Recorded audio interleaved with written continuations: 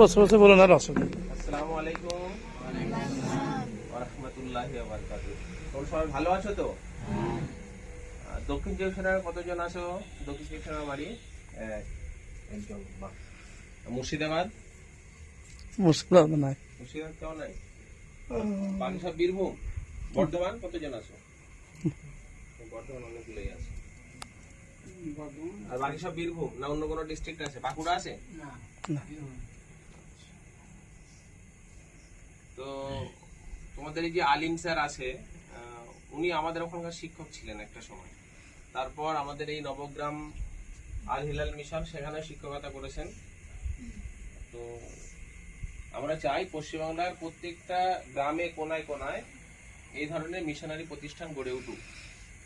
কারণ এই মিশনগুলো ছিল বলে আল আমিন মিশনকে দেখে আমরা সবাই শিখেছি। তার আগে আমরা আমাদের মূল মন্ত্র যেখান থেকে এসেছে সেটা হচ্ছে রামকৃষ্ণ মিশন। তোমার নাম শুনেছো রামকৃষ্ণ মিশনে?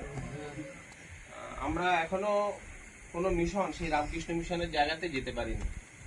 তার কারণ আমাদের মুসলিমদের মধ্যে এখনো সেই মোরাল এডুকেশনটা আমরা তৈরি করতে পারিনি।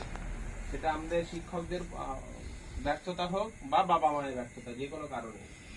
তো মিশনে পড়ার একটা মাত্র উদ্দেশ্য, তোমরা মানুষের মতো মানুষ হতে হবে। তুমি লেখাপড়া শিখলে ঘুষ করে